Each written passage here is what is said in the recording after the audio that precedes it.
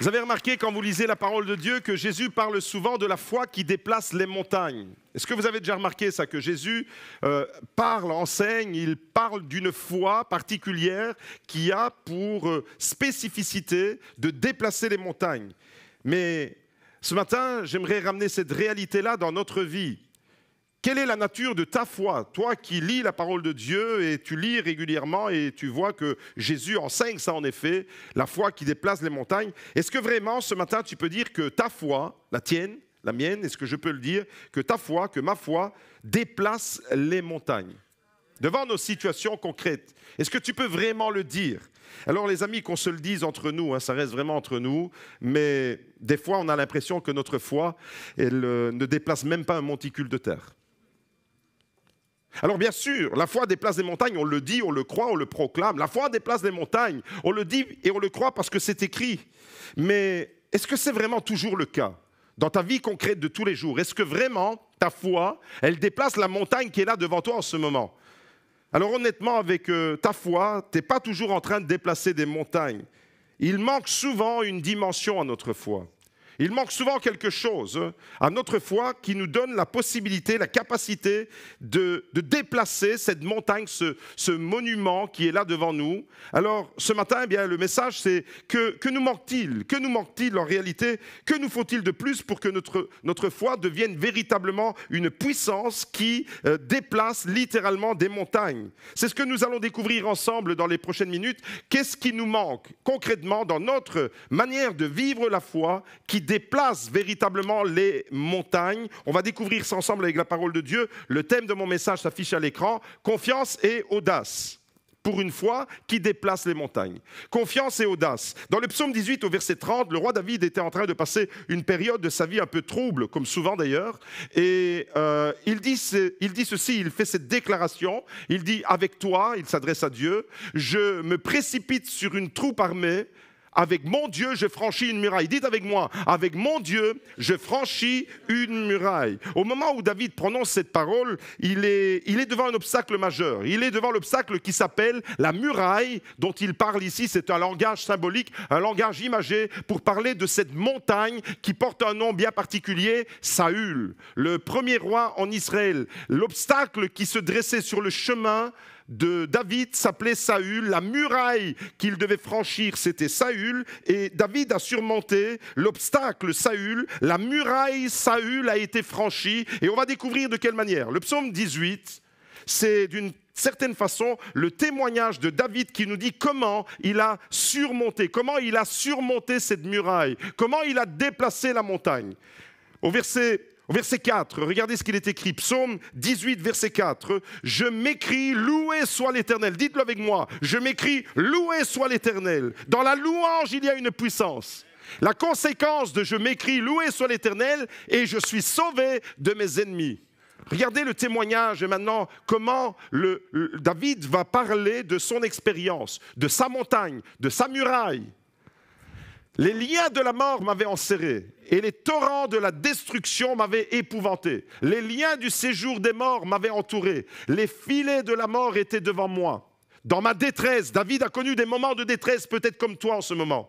Dans ma détresse, j'invoque l'Éternel. Je crie à mon Dieu. De son palais, il entend ma voix et mon cri vers lui parvient à ses oreilles. Amen, amen, amen. Regardez au verset 17. Verset 17, je m'écrie, slide suivant s'il vous plaît, il étend sa main d'en haut. Là, David, il est dans la détresse, David, il est vraiment dans le gouffre, David, il est devant une situation où Saül veut le détruire, veut l'exterminer. Et il y a comme ça des réalités spirituelles. Pour David, c'était un homme, c'était Saül, mais pour toi, c'est peut-être autre chose. C'est une réalité que devant laquelle tu te retrouves et qui devient comme une muraille infranchissable, qui devient comme une montagne de destruction. David aimait bien parler de la montagne. Il dira dans le psaume 121, je lève les yeux vers les montagnes, d'où me viendra le secours? Le secours me vient de l'Éternel. Et ici, dans le psaume 18, il dit, il étend sa main d'en haut. Je m'écrie, loué soit l'Éternel et je suis délivré de mes ennemis. Et Dieu, il étend sa main d'en haut, il me saisit. Ce matin, il va te saisir. Il me saisit, il me retire des grandes eaux. Il me délivre de mon ennemi puissant, de ma montagne, de ma muraille, de ceux qui me haïssent et qui sont plus forts que moi. Oui, il y a des réalités qui sont plus fortes que nous. On ne fait pas le poids. Mais heureusement qu'on a Dieu, on peut se blottir dans ses bras et on peut se réfugier en lui. Il m'avait affronté au jour de mon malheur, mais l'Éternel fut mon appui. Il m'a fait sortir pour me mettre à l'aise. Dis à ton voisin, il va te mettre à l'aise ce matin. Il m'a retiré du danger, car il m'a pris en affection. Et le peuple de Dieu répond, Amen, Amen, Amen. Alors comment ça se passe concrètement? Comment faire pour franchir une muraille? Comment faire pour déplacer la montagne et surmonter? Comment faire pour que notre foi concrètement produise du résultat? C'est le message de ce matin. Comment faire? Inspiré du témoignage de David, mais pas seulement de David, on va un peu voyager dans la Bible ce matin. Combien de fois tu as déjà dit « j'ai la foi, j'ai confiance en Dieu » ? Combien de fois? J'ai la foi, j'ai confiance en Dieu. Levez la main, tu l'as déjà dit cette phrase-là. J'ai la foi, j'ai confiance en Dieu. Sous-entendu, tout ira bien. J'ai la foi, j'ai confiance en Dieu. Mais ce matin, j'aimerais t'amener plus loin. Ce matin, je te pose la question, as-tu l'audace de la foi ? On va découvrir c'est quoi la particularité, la différence. Et ce matin, les deux sujets qui sont là, c'est confiance et audace. Comment déplacer une montagne et franchir une muraille. Vous avez certainement déjà remarqué dans la vie que la vie est faite d'une succession d'expériences qui sont fondées sur la confiance et l'audace. Et ça commence tout petit. On a prié pour la petite Valentine. Ça commence déjà tout petit. Un bébé d'1 an, qu'est-ce qu'il fait un bébé d'1 an? Il commence à marcher. Eh bien, ce bébé d'1 an qui apprend à marcher, il fait naturellement confiance à ses parents et il doit avoir un peu d'audace. Un peu plus tard, dans la vie de cet enfant, un enfant qui apprend à rouler à vélo, naturellement, il fait confiance, mais il a besoin d'audace pour se lancer. Il y a une part de confiance et une part d'audace. Je vais développer tout ça et je vais expliquer les nuances qu'il y a entre la confiance et l'audace. Dans les moments les plus importants de ta vie, tu as dû recourir à une confiance et à une audace. Par exemple, au moment de ton mariage. Le mariage, c'est quoi? Le mariage, c'est un moment où on s'engage sur base de confiance. On fait confiance à notre conjoint, on fait confiance dans les promesses qui nous sont adressées et confiance dans les promesses qu'on prononce. Mais en même temps, le mariage, il faut de l'audace pour s'aventurer dans le mariage. Vous voyez, il y a la part de confiance et en même temps la part d'audace. Et dans la vie de tous les jours, quand tu vas au restaurant par exemple, tu es obligé de faire confiance au cuistot. Tu n'es pas dans les cuisines, tu ne sais pas ce qui se passe, mais tu fais confiance. Quand tu amènes ta voiture au garage pour que le garagiste fasse l'entretien de ta voiture, quand tu déposes ta voiture, tu rentres chez toi ou tu vas boire un café et puis tu fais confiance au mécano qui est en train de travailler sur le moteur de ta voiture. Chaque fois que je pars en Italie, je fais l'entretien de ma voiture. Je ne suis pas avec le garagiste quand il remet de l'ordre dans le moteur, mais je lui fais confiance. Les yeux fermés, je lui fais confiance, je récupère mon véhicule et puis je pars pour un long voyage de plus de 2000 km. Vous voyez, la vie, elle est faite comme ça dans toutes les étapes, depuis l'enfant qui apprend à marcher, l'enfant qui apprend à rouler à vélo, toi qui te maries, toi qui, dans la vie de tous les jours, tu vas manger un bout au restaurant, tu fais confiance au cuistot, tu vas entretenir ta voiture au garage, tu fais confiance au mécano. Bref, dans toutes les dimensions. Quand tu fais du sport, dans le domaine du sport, tu as besoin de faire confiance à ton coéquipier. Les sports d'équipe, foot, basket, volley, c'est un sport où il nous faut à la fois de la confiance en l'autre et de l'audace. C'est encore plus significatif dans les sports d'extrême. Comme par exemple l'escalade, vous devez faire confiance à votre coéquipier qui vous assure. Il est toujours question de confiance. Bref, vous avez compris, il n'y a pas un domaine dans la vie. Il n'y a pas un domaine dans la vie où vous n'avez pas besoin de confiance. La confiance, elle est indispensable depuis tout petit jusqu'au dernier moment de ta vie. La confiance, vous l'avez compris, elle est au cœur même de nos relations. Dans une relation amicale, s'il n'y a pas la confiance, eh bien, on est toujours en train de soupçonner une trahison potentielle. Dans un couple, s'il n'y a pas un climat de confiance, il y a toujours la crainte qu'il va aller voir ailleurs et elle va aller voir ailleurs. Okay? Donc la vie, elle ne peut se développer et elle ne peut être épanouie que dans la mesure où il y a un climat de confiance. Un climat de confiance, mais vraiment dans tous les domaines, que ce soit dans le domaine familial, dans le domaine amical, dans le domaine professionnel. Votre patron, quand il vous confie une mission, il vous fait confiance, il sait que vous allez l'accomplir. Et vous, vous faites confiance à vos collègues. Que ce soit dans le domaine spirituel, c'est la même chose. J'aimerais vous dire ce matin que chaque jour, nous faisons des choix qui reposent sur la confiance. Chaque jour. Quand nous entreprenons un certain nombre de choses, c'est toujours avec derrière l'idée que... Et des fois, nous faisons confiance sans même y penser. Quand nous traversons un pont, chaque fois que je passe à la Louvière, je vois ce morceau de pont qui s'est écroulé, mais je ne peux pas imaginer que tous les ponts sur lesquels je roule avec ma voiture vont s'écrouler. Donc chaque fois que je roule avec ma voiture sur un pont, je fais confiance au pont. Certains, pas tout à fait. Par exemple, en Calabre, on ne va pas aller à Reggio Calabria, parce qu'il y a des ponts vraiment bizarres là-bas. Bref, vous avez compris, c'est inscrit dans notre humanité. Nous ne pouvons pas vivre sans faire confiance. Mais dans tous ces domaines que je viens de vous présenter, la confiance va de pair avec l'audace. Confiance et audace sont étroitement liées, vous l'avez compris, mais ce sont deux aspects différents de notre marche avec Dieu. C'est deux aspects qui se complètent. Ce n'est pas tout à fait la même chose et on va découvrir ça. La confiance, c'est quoi? La confiance, c'est la sécurité. C'est le fait de croire en la fiabilité, en soi-même et chez les autres. Ça, c'est la confiance. Je me sens en sécurité. Quand il y a un climat de confiance, je me sens sécurisé. C'est le climat dans lequel Dieu veut que tu puisses évoluer. C'est que tu puisses te déployer dans un climat de confiance, c'est-à-dire dans un climat où tu te sens en sécurité. Les enfants dans les maisons, quand il y a un climat de sérénité dans le couple parental, il y a un sentiment de sécurité automatiquement. Il y a un sentiment de confiance qui s'installe. La confiance, c'est quoi? Ça donne de la stabilité. Quand je suis dans la confiance, il y a de la stabilité. La stabilité, elle est fondée sur quoi? Elle est fondée sur des expériences passées ou des résultats concrets. Je sais que je peux faire confiance, il a déjà fait ses preuves. Ce gars-là, je ne lui fais pas confiance parce qu'une fois, je lui ai demandé quelque chose et il n'a jamais fait ce que je lui avais demandé.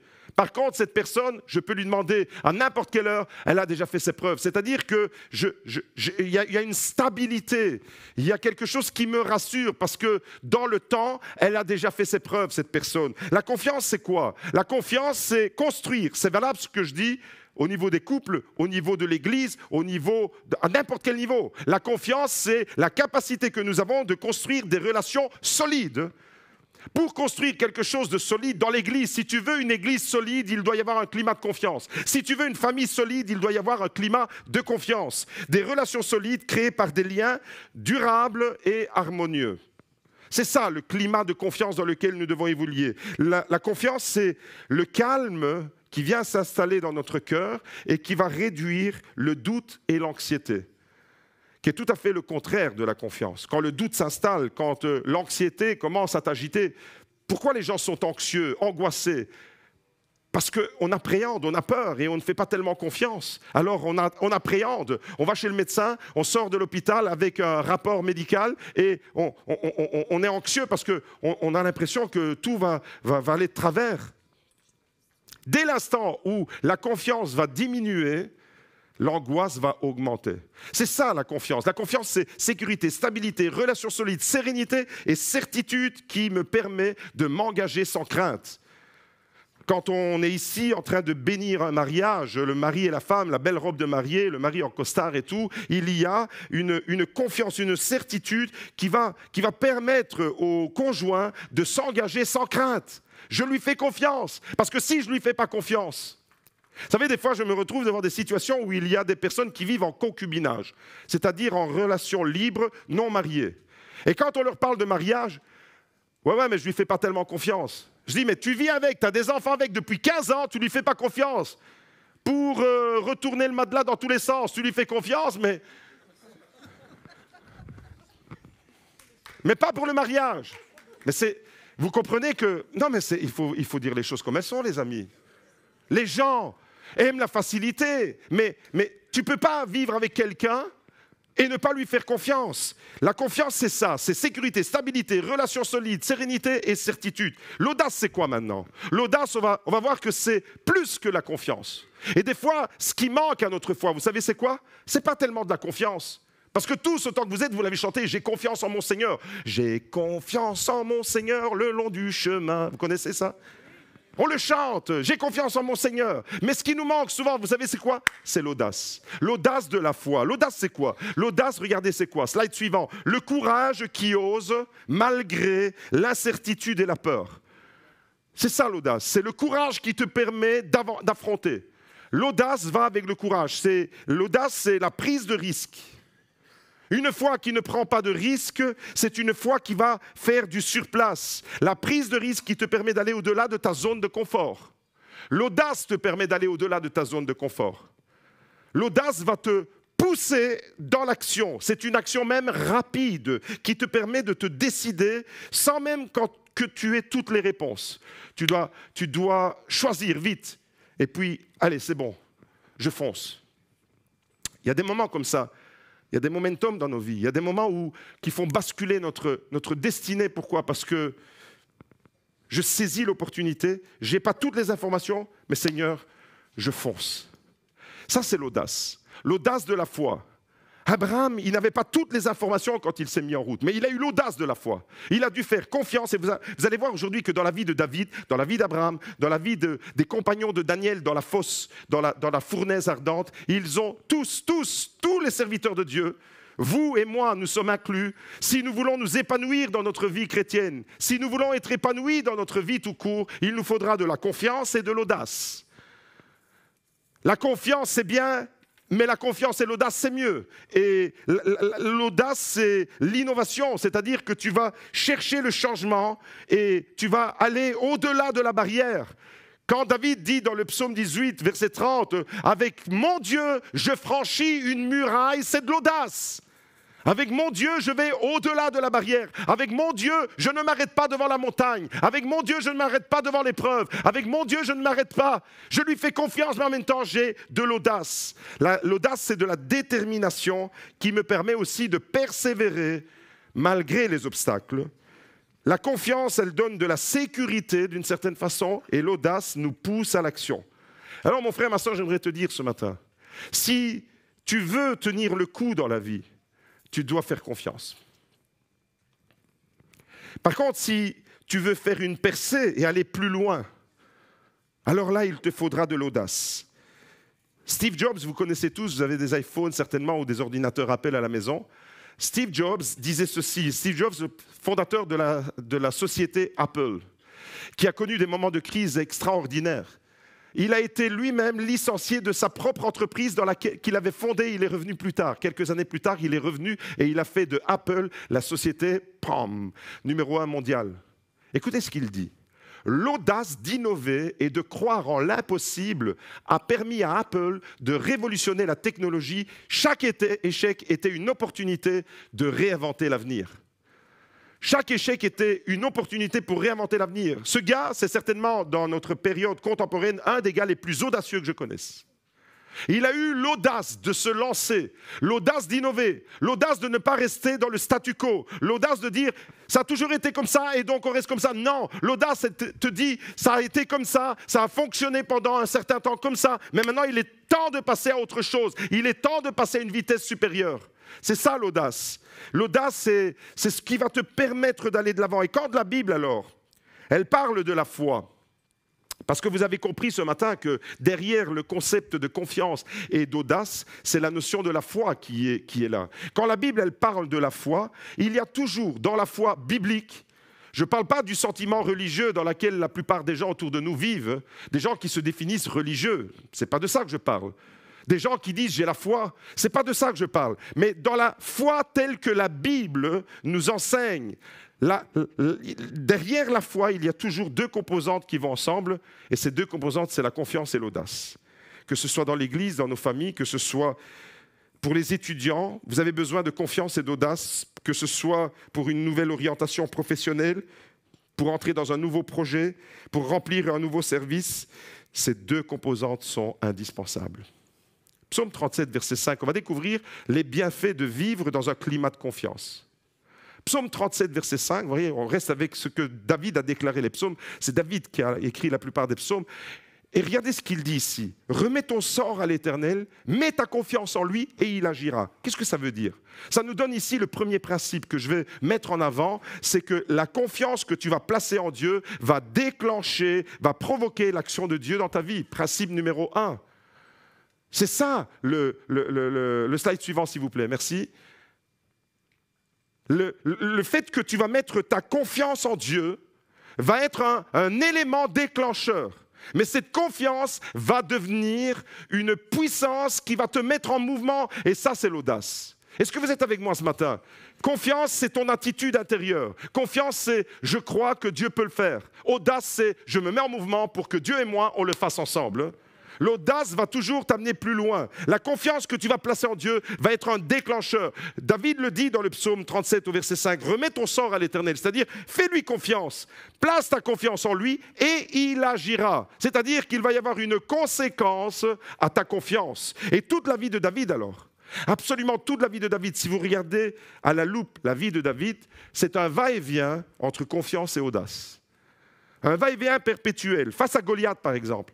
Face à Goliath, le géant Goliath, encore une autre montagne, encore une autre muraille à franchir. Goliath, c'était, avant même que David ne soit obligé d'être confronté à Saül, il est confronté à Goliath, il était tout jeune.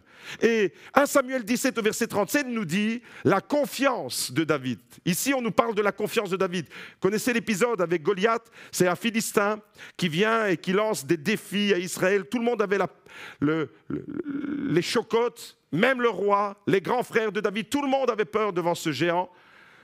La muraille fait peur, la montagne fait peur, Goliath faisait peur, mais David a confiance. Et ici, dans le 1 Samuel 17 au verset 37, il va exprimer cette confiance. Regardez ce qu'il dit. David dit encore, « L'Éternel qui m'a délivré de la griffe du lion et de la patte de l'ours, me délivrera aussi de la main de ce Philistin. » Là, il met sa confiance en action. Devant le danger qui te menace, c'est l'Éternel qui te délivrera. Confiance. Ce matin, nourris ta foi, vraiment dans un climat de confiance. Tu sais que David, il est là, il est tout jeune, il avait dû lutter avec des ours, avec des lions, Dieu l'a chaque fois secouru, et il a la même attitude de confiance de dire, mais si Dieu m'a secouru face au lion, face à l'ours, il va me secourir face à ce Philistin, face à ce géant. Il me délivrera aussi de la main de ce Philistin. Ça, c'est la confiance. Maintenant, l'audace. L'audace, c'est qu'il se retrouve devant Goliath.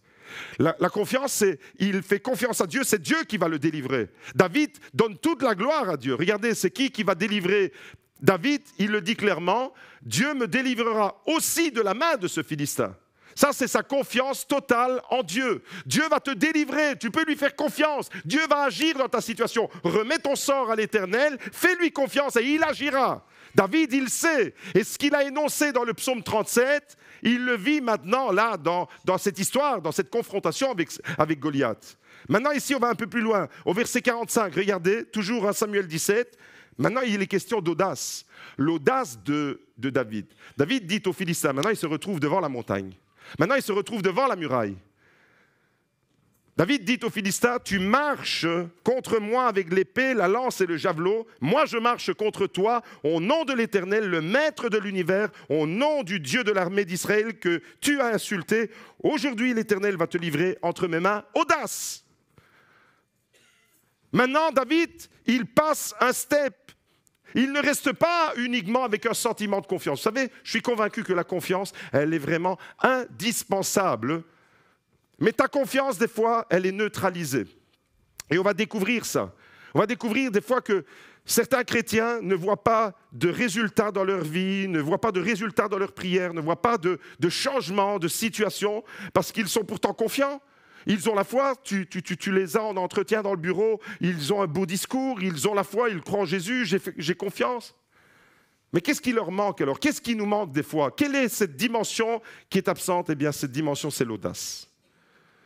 David savait que Dieu allait le délivrer de la main du Philistin, mais maintenant David se retrouve devant le Philistin. Ça, c'est de l'audace.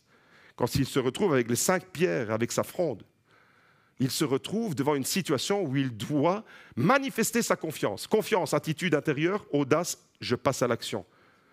Rappelle-toi de ça. Retiens ça de ce message. Confiance, attitude intérieure, je fais confiance à Dieu. Audace, je passe à l'action. Maintenant, David va passer à l'action. Et il y a des situations dans nos vies qui ne changent pas parce que nous ne passons jamais à l'action. Parce que nous sommes là avec un sentiment et la foi, elle devient des fois un sentiment, des fois pieux, un beau sentiment, un sentiment. Je fais confiance. Fais confiance. Fais confiance. Fais confiance. Tu veux faire confiance. Mais il n'y a rien qui bouge. Pourquoi? Parce qu'il te manque cette dimension-là. La confiance, elle va te mettre en sécurité, oui, mais l'audace va te faire bouger. La confiance devant Saül. En fait, David a dû faire confiance à Dieu devant la menace de Saül. Plus tard, la montagne, c'est plus Goliath, c'est Saül. Le roi d'Israël qui voulait l'atteindre, qui voulait le détruire, qui voulait l'exterminer. C'est dans ce contexte-là qu'il a écrit le psaume 18, pardon. Avec mon Dieu, je m'élance sur une troupe armée. Avec mon Dieu, je franchis une muraille. C'est dans le contexte où Saül lui rendait la vie impossible. Il avait un ennemi en récurrence. C'était une teigne, Saül. Il voulait vraiment en découdre avec David. C'était vraiment... Les liens de la mort m'avaient enserré. Je m'écrie, loué soit l'Éternel et je suis délivré de mes ennemis. C'est dans ce contexte-là. Il y avait vraiment une oppression. Saül, ce n'était pas simplement un ennemi de loin. C'était vraiment quelqu'un qui voulait exterminer David. Les liens de la mort m'avaient enserré. Et je m'écris, loué soit l'Éternel. J'ai crié à l'Éternel et il m'a entendu. Il a saisi ma main, il m'a retiré des grandes eaux. David avait une confiance totale et la confiance devant Saül, elle s'est manifestée, elle est devenue de l'audace. Plus tard, l'audace va se manifester quand le même David va s'emparer de la forteresse de Sion. Et en fait, la vie de David, c'est vraiment un jalonnement. C'est un va-et-vient perpétuel entre confiance et audace. Malheureusement, si aujourd'hui, dans nos vies chrétiennes, nous ne voyons pas beaucoup de changements et nous ne voyons pas beaucoup de résultats, tu pries, mais tu attends que Dieu fasse tout à ta place, alors que Dieu te demande de l'audace. Tu pries, tu fais confiance à Dieu. Mais parce que tu fais confiance à Dieu, tu crois que Dieu va tout faire pour toi. Et c'est là où des fois ça bloque. C'est là où ça vient comme un grain de sable dans notre engrenage spirituel. Certaines personnes, vous l'avez déjà entendu, peut-être que c'est ton cas ce matin, se contentent de dire « j'ai la foi ». Vous posez la question « est-ce que tu as la foi ?» Oui, j'ai la foi. Mais derrière le mot « j'ai la foi », on peut tout mettre. J'ai la foi, ça veut dire quoi? Je crois que Dieu existe. J'ai la foi, ça veut dire quoi réellement? Je crois qu'il y a un Dieu. J'ai la foi, c'est...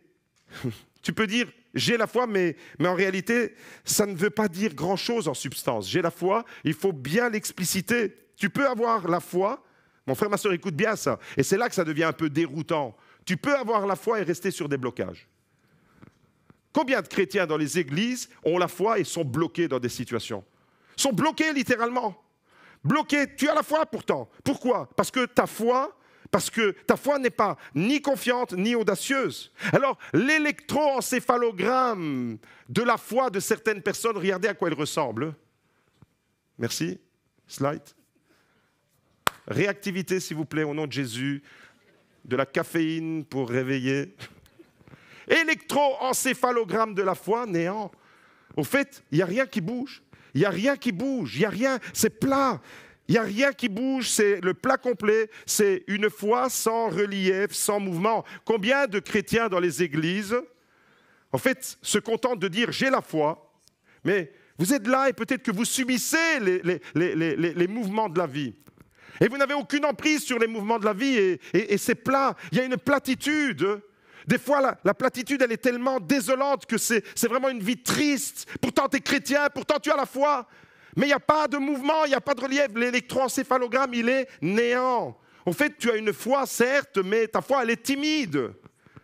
Ta foi, elle est timide. C'est le doute face aux épreuves. Regardez dans le slide suivant où tu peux rester bloqué dans une boîte, en fait. La foi de certaines personnes, elle est comme ce gars qui se cache à l'intérieur d'un carton. Une foi timide, c'est quoi? Une foi timide, c'est le doute face aux épreuves. Tu es dans l'épreuve et tu es toujours dans le doute. Tu as un manque de vision claire, tu ne sais pas où tu vas aller, tu ne sais pas, tu es là, tu as ta foi, mais tu es à l'intérieur d'une boîte, tu es bloqué. Et au fait, c'est une foi qui ne prend aucun risque. Tu es complètement neutralisé. Ça, c'est une foi timide, électroencéphalogramme néant. C'est-à-dire que, oui, tu as la foi. Si je te pose la question, tu vas me dire, bien sûr que j'ai la foi. Mais en réalité, il n'y a pas de mouvement spirituel, il n'y a pas de rebondissement, il n'y a pas de prise vraiment de décision concrète. Par contre, une foi audacieuse, et c'est là que je veux vous emmener. La foi de David, c'était une foi audacieuse. La voix des hommes de Dieu dans la Bible qui ont fait des percées spirituelles, c'est des fois audacieuses. La foi audacieuse, c'est quoi? C'est une foi qui te permet de voir au-delà. La foi audacieuse, slide suivant s'il vous plaît, c'est une foi qui te permet de passer à l'action. C'est ça une foi audacieuse, c'est tu vois au-delà de l'obstacle. Tes yeux ne s'arrêtent pas à l'épreuve, à la difficulté que tu vois pour le moment. Tu as une montagne devant toi, tu ne vois que la montagne. Tu as une épreuve que tu traverses, tu ne vois que l'épreuve. Et des fois, à cause de ça, ta confiance, elle est malmenée et ton audace, elle disparaît complètement. Tu n'as plus d'audace. Tu es complètement neutralisé. Mais une foi audacieuse, elle se construit. Vous avez compris que le fondement de la foi audacieuse, c'est la confiance d'abord, mais au-dessus de la confiance, tu dois venir mettre une autre dimension. Est-ce que tu es d'accord avec moi que des fois, tu as besoin d'un peu plus d'audace? Est-ce que tu es d'accord pour dire avec moi que des fois, aujourd'hui, l'Église du 21e siècle, l'Église en 2025 manque d'audace? Il y a des gens audacieux dans l'histoire qui ont fait l'histoire. Ce sont les gens audacieux qui ont fait l'histoire. Ce sont les gens audacieux qui ont opéré des changements dans la société. Mais quand tu te contentes de dire « j'ai confiance et je subis simplement », eh bien, tu es dans ton carton, tu es dans une boîte. Regardez cette petite fille-là, avec les bras comme ça, superwoman. Tu vois au-delà de l'obstacle. En fait, la foi audacieuse, elle te pousse vraiment à l'action. C'est-à-dire que tu te dis « ok, maintenant je fais confiance » et qu'est-ce qu'on fait? Qu'est-ce qu'on fait maintenant? Goliath, il était là. Je fais confiance à Dieu. Dieu m'a secouru. David, il avait déjà vécu de l'expérience avec le lion et avec l'ours. Et Dieu l'avait secouru avec le lion, avec l'ours. Ok, je fais confiance. Dieu va me secourir de la main du Philistin. Mais maintenant, je fais quoi? Je me retrouve devant lui. Je vais prendre la situation en main. Chrétien, allô? Prends la situation en main de ta vie. Prends la situation en main de ta vie. Une foi audacieuse va te pousser à l'action. Elle va te donner une vision de grandeur. Pas de grandeur pour toi, mais de la grandeur de ton Dieu. Je m'écris, loué soit l'Éternel et je suis délivré de mes ennemis. Je sais que mon Dieu est au-delà de la montagne. Et j'aime le répéter, je le répète encore ce matin, ne dis pas à Dieu, j'ai des grands problèmes, j'ai une grande montagne, mais dis à ta montagne, dis à tes problèmes, j'ai un grand Dieu, une vision de grandeur. Une vision de grandeur, ok, je lui fais confiance, mais je passe à l'action, je deviens un partenaire. Je deviens moi-même un instrument dans la solution, devant l'épreuve, devant la muraille, devant la montagne.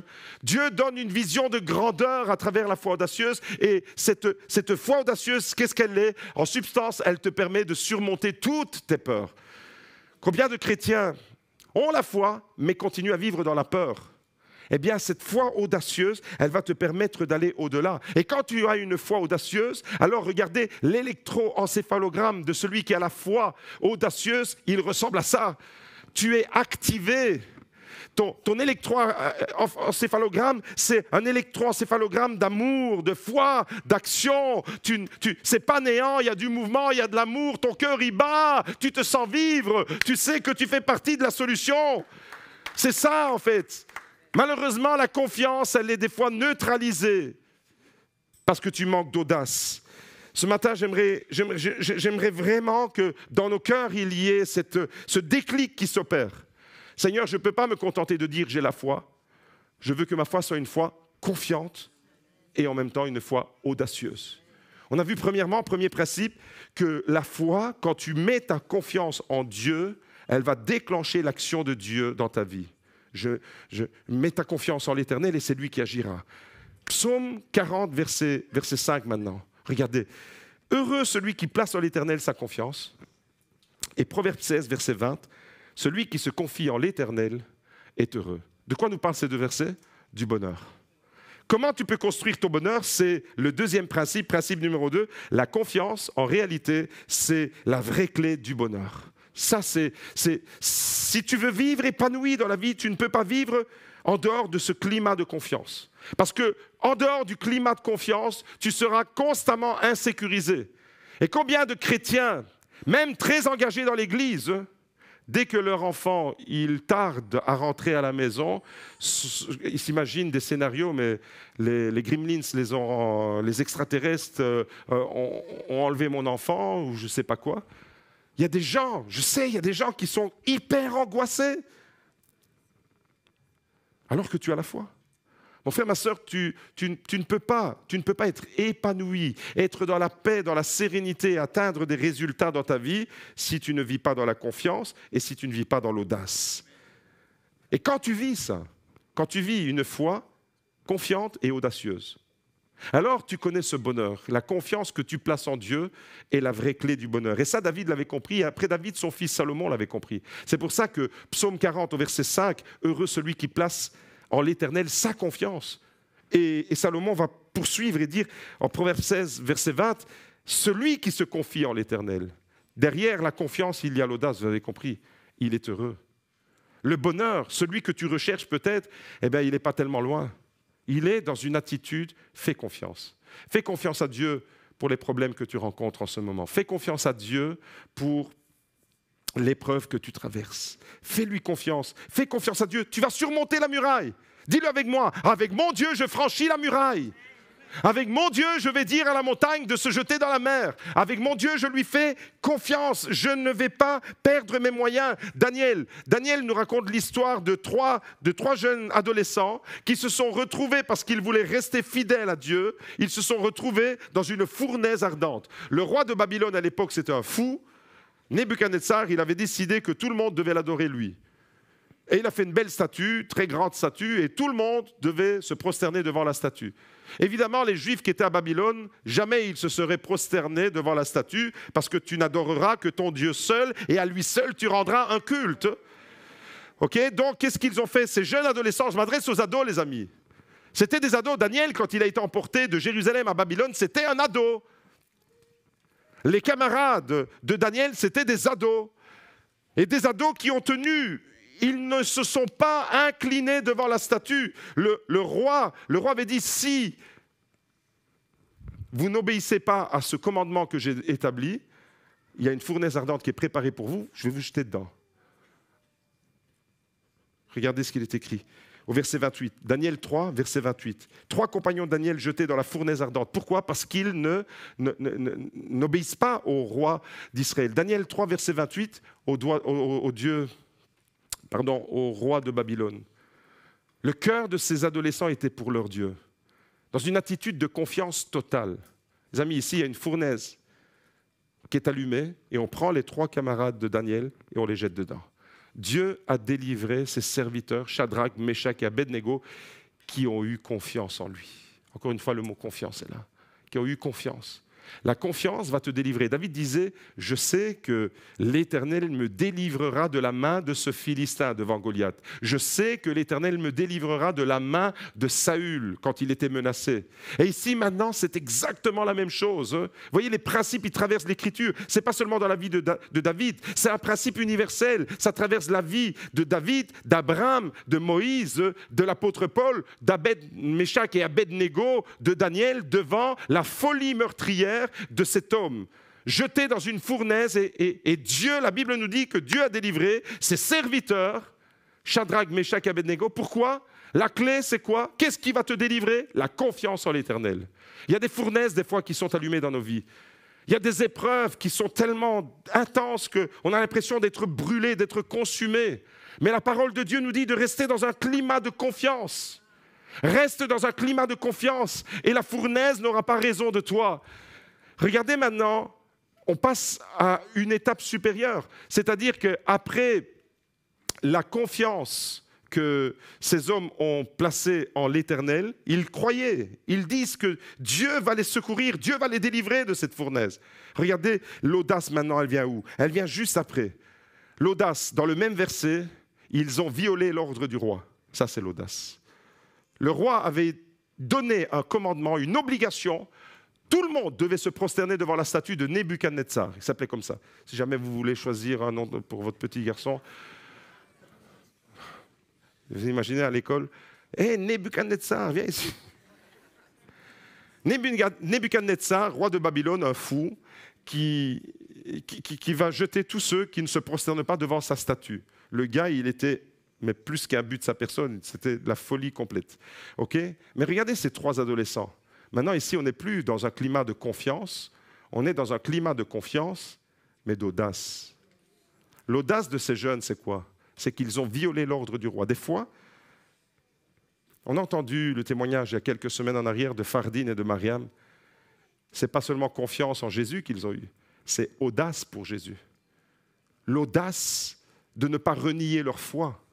L'audace de ne pas renier l'amour de Dieu devant le feu de l'épreuve. L'audace pour Fardine, qui a témoigné ici il y a 15 jours ou 3 semaines. L'audace de ne pas renier le nom de Jésus, quitte à recevoir 90 coups de fouet dans le dos et d'avoir le dos lacéré pour Jésus. L'audace, ça c'est de l'audace, vous voyez? C'est la confiance et l'audace. Et ici, l'audace de ces 3 camarades de Daniel, elle s'exprime de quelle manière? Ils ont violé l'ordre du roi. Il y a des fois des situations où on doit violer l'ordre de quelqu'un. On ne doit pas le respecter pour préserver une valeur de vie. Vous savez, à l'époque de Moïse, il y a les sages-femmes qui ont violé aussi, qui n'ont pas respecté l'ordre cette fois-ci de Pharaon. La même chose, Pharaon, aussi débile, aussi fou que Nebuchadnezzar. Qu'est-ce qu'il avait décrété à l'époque de Moïse, Pharaon? De tuer tous les petits garçons. Et il y a des sages-femmes qui ont menti littéralement, en disant, oui, mais quand on arrive, les femmes des Hébreux, elles sont tellement rapides qu'elles mettent au monde leur enfant avant même qu'ils ne naissent. Elles ont un peu baratiné. Et les amis, on est en train de toucher là un sujet vraiment important. C'est que ces femmes-là n'ont pas dit la vérité. Ah oui, mais en tant que chrétien, on doit dire la vérité. Elles ont préservé la vie. Vous comprenez que si vous avez compris que la parole de Dieu, elle nous a été donnée pour promouvoir la vie, eh bien, c'est ce qui a permis à certaines familles chrétiennes de cacher des enfants juifs dans leur maison pendant la Deuxième Guerre mondiale et mentir aux nazis pour préserver la vie. Pourtant, on doit parler en vérité, n'est-ce pas? Vous savez, les chrétiens légalistes qui voient la Bible seulement en superficie, eh bien je dois dire la vérité. Mais des fois, il vaut mieux se taire. Et avoir une foi audacieuse, c'est-à-dire, je vais préserver la vie. Je vais préserver la vie. Et au fait, ici, ils ont résisté. Ils ont violé l'ordre du roi et livré leur corps plutôt que de servir et d'adorer tout autre Dieu que leur Dieu. Et Dieu les a délivrés. Une foi confiante, une foi audacieuse, tu obtiens du résultat. Mais si tu n'as qu'une foi seulement, vous savez, j'ai la foi, je crois que Dieu fait partie de ma vie. Vous savez, la foi, c'est pas, tout le monde n'a pas la même intensité de foi. Et on ne peut même pas dire qu'il y a des paliers dans la foi. On ne peut même pas dire qu'il y a des échelons à la foi. Je crois que la foi, c'est une atmosphère qui doit s'intensifier. Une atmosphère qui doit s'intensifier. Et plus cette atmosphère, elle s'intensifie, une atmosphère, je n'arrive pas à voir l'échelon suivant. C'est une atmosphère qui va me mettre toujours plus en confiance. J'ai confiance tellement en Dieu, je sais que si l'ennemi vient allumer un feu pour me détruire, Dieu va me délivrer. Mais j'aurai l'audace de ne pas me prosterner devant sa statue. Je sais que Goliath, il est plus fort que moi. Et il a la capacité de me détruire comme ça. Je sais que l'épreuve que je traverse, elle est plus forte que ce que ma famille peut supporter. Mais j'ai confiance, je sais, je place ma confiance en Dieu, mais j'ai l'audace, je vais prendre les choses en main, je vais agir, je vais me rendre complice avec Dieu pour promouvoir la vie dans la vie de mes enfants, dans la vie de ma famille, dans la vie de mon église. Foi confiante, foi audacieuse. Ok les amis, on va plus loin parce que c'est merveilleux. 3e principe, la confiance en Dieu est la clé de ta délivrance. C'est ce que David, c'est ce que Daniel, c'est ce qu'Abraham ont vécu. C'est ce que les 3 compagnons de Daniel, Shadrach, Meshach et Abednego, ont vécu. Confiance en Dieu, la clé de ta délivrance.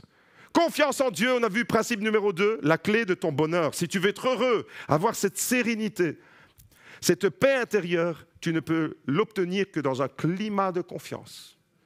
Et maintenant, tu découvres que dans ce climat de confiance, parce que tu es audacieux, tu vas vivre ta délivrance. Tu vas remporter des victoires. Ton électroencéphalogramme va commencer à bouger. Bouger, bouger, bouger. Dans la foi, c'est comme ça que ça se passe, mes amis. Regardez un autre moment de l'histoire d'Israël. Je prends tous ces exemples un peu comme ça, plic-ploc dans la Bible, pour vous montrer que c'est vraiment des principes qui traversent toute l'Écriture, jusque dans nos vies.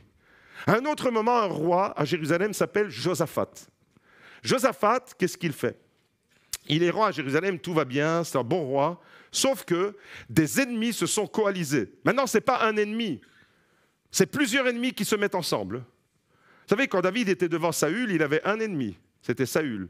Quand il s'est retrouvé devant Goliath, il avait un ennemi, c'était Goliath. Quand Shadrach, Meshach se sont retrouvés devant Nebuchadnezzar, il y avait un ennemi, c'était Nebuchadnezzar. Mais maintenant, Josaphat, lui, il va se retrouver devant une multitude d'ennemis. La Bible nous parle d'une coalition des peuples voisins d'Israël qui vont se mettre ensemble pour venir assiéger Jérusalem et attaquer le peuple de Dieu à Jérusalem. Josaphat, il est le roi à Jérusalem. Et lorsque le roi Josaphat a été attaqué par cette coalition de plusieurs rois, confiance et audace ont conduit au succès. C'est ce que nous découvrons dans 2 Chroniques 20 au verset 20. 2 Chroniques 20, regardez ce qu'il dit. À un moment donné, on est là en pleine attaque. Mes amis, vous lisez 2 Chroniques 20, verset 20. Le contexte, comme David, le contexte c'est quoi? Le contexte d'une attaque. Vous me suivez? Regardez l'attitude de ce roi. Soyez ferme dans votre quoi? Dites-le avec moi. Dans votre quoi? Dans votre confiance. Soyez ferme. Ne vacillez pas. Croyez. Faites confiance. Vivez dans cette sécurité. Vivez dans cette totale dépendance. Vivez. Dieu est avec vous. Dieu ne vous abandonnera pas. Dans l'épreuve, il est avec toi. Je ne t'abandonnerai pas. Je ne te délaisserai pas. Nourrissez votre confiance de toutes les promesses de Dieu. Il est avec toi dans la fournaise. Il est avec toi dans le feu. Il est avec toi devant Goliath. Il est avec toi devant la muraille. Il est avec toi devant la montagne. Il est avec toi et il ne t'abandonnera jamais. Reste confiant. Soyez ferme dans votre confiance en l'Éternel. Il s'agit ici d'une foi confiante, mais d'une fermeté dans cette confiance. Être ferme, pas j'y crois et puis j'y crois pas. Des fois tu pries et tu ne crois pas que Dieu peut agir dans la situation pour laquelle tu pries. Ce n'est pas de ça qu'il s'agit, c'est je crois. Vous savez, si tu t'engages dans la prière pour prier pour quelqu'un qui est malade et que tu ne crois pas que Dieu peut le guérir, arrête de prier. Arrête tout de suite de prier. Arrête de prier parce que ta prière, si tu ne crois pas que Dieu peut le faire, elle ne servira à rien. Soyez ferme dans votre confiance en l'Éternel. Soyez ferme dans votre confiance en l'Éternel, votre Dieu, et regardez la conséquence. Et vous serez affermis dans votre défense. Conséquence, il y a toujours des conséquences. Il y a toujours ce que Dieu accomplit. Soyez ferme dans votre confiance en ses prophètes et vous aurez du succès. La confiance, l'audace va t'amener au succès et à vivre cette expérience-là. 4e principe, la confiance est le vrai moyen pour connaître le succès. Mes amis, vous avez compris, et je vais terminer avec ça ce matin, que chaque fois qu'une personne a été utilisée par Dieu, il y avait cette double composante. Il y avait, que ce soit dans la vie d'Abraham, dans la vie de David, dans la vie de Moïse, dans la vie de Jésus, Jésus a été audacieux. L'apôtre Paul a été audacieux. C'est ça, il y avait cette double composante de confiance et d'audace. Regardez, quand Abraham s'est mis en chemin, quand Dieu a appelé Abraham, lorsqu'Abraham a répondu à l'appel de Dieu, il y avait un climat de confiance et d'audace. Confiance, Seigneur, je te fais confiance parce que je ne sais pas où tu vas me conduire. Dieu lui dit, quitte ton pays, ta patrie, la maison de ton père, vers un pays que je te montrerai. Seigneur, je te fais confiance. Je ne sais pas dans quoi je m'engage, mais je te fais confiance. Je te fais confiance pour mon avenir. Je te fais confiance pour l'avenir de ma famille. Je te fais confiance. L'audace, Abraham se mit en route. Abraham passe à l'action, l'audace. Quand Pierre se retrouve au milieu du lac de Galilée, la mer est agitée, la Bible nous dit que c'est la tempête, c'est la nuit. Qu'est-ce qui se passe? En plein milieu de la tempête, confiance. Au milieu de la tempête, Jésus lui dit, c'est moi. Fais-moi confiance. Audace, viens, marche sur l'eau. Pierre est sorti de la barque. Quand Pierre a marché sur l'eau, ça c'est l'audace. Quand Pierre était dans la barque et qu'il devait faire confiance à Jésus, ça c'est de la confiance. Vous me saisissez? Et des fois on est dans la barque et on est bloqué à mi-chemin. La confiance, c'est bon. Malheureusement, la confiance, si tu n'as que la confiance, c'est la raison pour laquelle des fois, ça reste bloqué. Pourtant, tu es confiant. Pourquoi des fois ça ne marche pas dans ta vie chrétienne?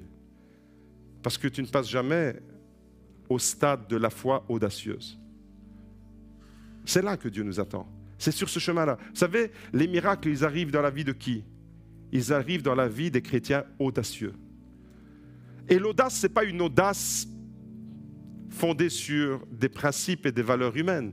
C'est l'audace qui vient se calquer sur la confiance en l'Éternel.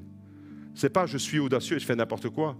C'est « Seigneur, il y a une situation, tu me demandes d'agir, tu me demandes de me démarquer. » David s'est démarqué par rapport à tous les autres quand Goliath est venu. Les sages-femmes à l'époque de Moïse, elles se sont démarquées par rapport à tous les autres. Elles ont menti à Pharaon pour préserver la vie des enfants. Vous comprenez qu'il y a un moment où tu dois te démarquer. Et tant que l'Église ne se démarquera pas dans la société, l'Église, elle se fondra dans le paysage de la société. Et l'Église qui se fond dans le paysage de la société, c'est une Église inoffensive. C'est une Église incolore, insipide, inodore. C'est une Église caméléon. La foi audacieuse, ce n'est pas une foi de caméléon. La foi audacieuse, c'est « Seigneur, je te fais confiance, il y a une situation, il y a une muraille, il y a une montagne, il y a un Goliath, il y a un Saül, il y a un Pharaon, il y a un Nebuchadnezzar, il y a une fournaise ardente qui est là, mais moi, je te fais confiance.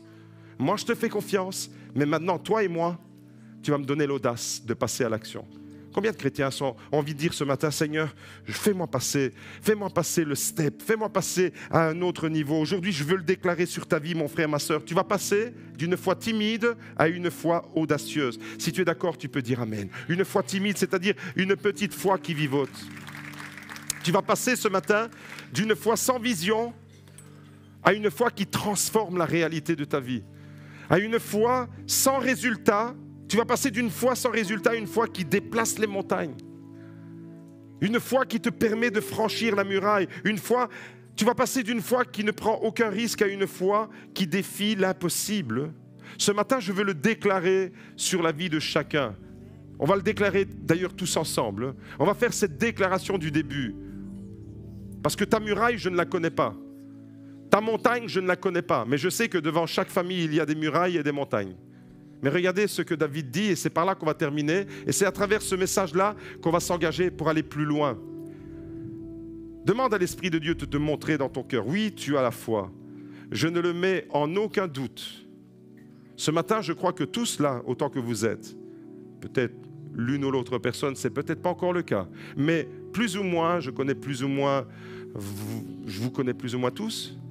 Je sais que vous avez la foi. Je sais que par moments, vous pouvez être confiant même. Mais je ne peux pas dire que vous êtes tous, et que je le suis moi-même, audacieux dans la foi. Est-ce que ce matin, tu as envie de dire avec moi, Seigneur, fais-moi franchir la muraille. Regardez, Psaume 18, verset 30. Avec toi, je me précipite sur une troupe en armes. Avec toi, je fonce sur mon Goliath. Avec toi, je fonce sur mon Saül.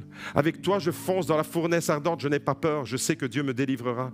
Avec toi, je franchis la muraille. Avec mon Dieu, je franchis la muraille. Dis-le avec moi. Avec mon Dieu, je franchis la muraille. La muraille, je ne la connais pas. Ta muraille, je ne la connais pas. Mais je sais qu'elle est là. C'est peut-être un conflit dans ta famille. C'est peut-être une situation bloquée. C'est peut-être une situation de maladie. C'est peut-être une situation qui est tellement compliquée comme un nœud qui est... Tu n'arrives pas à le démêler, ce nœud. Ça fait tellement longtemps. Et ce matin, eh bien, la parole de Dieu, elle a été transmise ce matin pour te dire, de la part de Dieu, mon enfant, je connais ta vie, je connais ton cœur. Je sais quelles sont tes préoccupations et tes inquiétudes. Fais-moi confiance. Et construis ta vie avec audace à partir de cette confiance. Tu peux partir à l'assaut de ta muraille. Au nom de Jésus, la muraille ne va pas être un obstacle. Au nom de Jésus, la muraille ne va pas m'empêcher. Au nom de Jésus, la muraille ne va pas me freiner. Au nom de Jésus, je vais franchir la muraille. Si tu veux dire Amen pour ta vie, si tu veux dire oui, je déclare que cette parole, elle est pour moi, lève les mains, on va prier ensemble, on va le proclamer ensemble. En Dieu nous croyons, on va le proclamer. Mais quand tu dis en Dieu nous croyons, c'est tout ça. Rappelle-toi maintenant, en Dieu nous croyons, ça veut dire j'ai confiance, mais en même temps je deviens audacieux. Je vais marcher sur l'eau. Pierre, ne te contente pas de faire confiance. Faire confiance, croire que Dieu peut le faire, oui. Être audacieux, c'est croire que je vais le faire avec Dieu. Faire confiance, c'est croire qu'il va me secourir devant mon Goliath. Être audacieux, c'est je prends mes pierres, je prends ma fronde et je vais devant Goliath. Au nom de l'Éternel, le Dieu des armées, je vais te trancher la tête, Goliath. Je vais te décapiter, Goliath. Je vais te défoncer, Goliath. Tu ne vas pas résister parce que je n'y vais pas avec moi-même, avec mes capacités, j'y vais au nom de mon Dieu. Alors je suis confiant et audacieux ce matin. Église, une église, vous savez les amis, je déclare, c'est prophétique ce que je dis. Si on arrive tous à être dans cette dimension de foi confiante et audacieuse, une église audacieuse, une église confiante et audacieuse, c'est une église qui bouge, c'est une église qui fait reculer les ténèbres, c'est une église qui délivre les captifs, c'est une église qui fait reculer les œuvres du diable. Mais quand l'église, elle se fond dans la masse, l'ennemi rigole de l'Église, l'ennemi s'amuse de l'Église, parce qu'il nous voit tous impuissants, parce qu'il nous voit tous avec un sentiment de peur, avec un sentiment d'angoisse, un sentiment qui n'est même pas confiant et encore moins audacieux. Mais ce matin, prophétiquement, je le déclare sur chacune de vos vies et sur notre Église, une Église Vielle-Sébaudou, confiance et audace. Dans la confiance et dans l'audace, alors on va terrasser l'ennemi. Alors on va dire en Dieu, je me confie. Oui, en Dieu, j'ai tout et je sais que je suis dans la victoire au nom puissant de Jésus. Toi, mon frère, ma sœur, si tu veux vivre pleinement ce projet, surmonter ta muraille, lève les mains, on prie ensemble. Seigneur, ce matin, ta parole nous parle d'audace. Ta parole nous parle de courage. Ta parole nous met en mouvement. Ta parole nous fait passer à l'action. Ce n'est pas simplement un sentiment de sécurité qui est la confiance, qui est déjà tellement merveilleux. Mais ce sentiment de sécurité devient une puissance qui me met en mouvement. Et aujourd'hui, Seigneur, je décide de franchir la muraille qui est devant moi. Je ne reste pas bloqué devant l'obstacle. Je ne reste pas bloqué devant la montagne. Au nom de Jésus, je déclare la défaite dans les plans de l'ennemi qui veut me freiner, qui veut m'intimider comme Goliath a intimidé David. Au nom de Jésus, je déclare que j'ai la victoire en toi. Au nom de Jésus, je déclare une église audacieuse. Je déclare que je fais partie d'un projet audacieux. Je déclare que je fais partie d'un projet dans la confiance et dans l'audace pour mon Sauveur. Oui, église Vielle-Sébaudou, tu seras audacieuse et tu vas remporter des victoires que tu n'as même pas idée pour la gloire de ton Dieu. Dans nos familles, nous allons le vivre et dans notre église, nous allons l'expérimenter pour la gloire de notre Sauveur, au nom puissant de Jésus. Et si tu es d'accord avec moi, tu déclares Amen, Amen, Amen, Alléluia.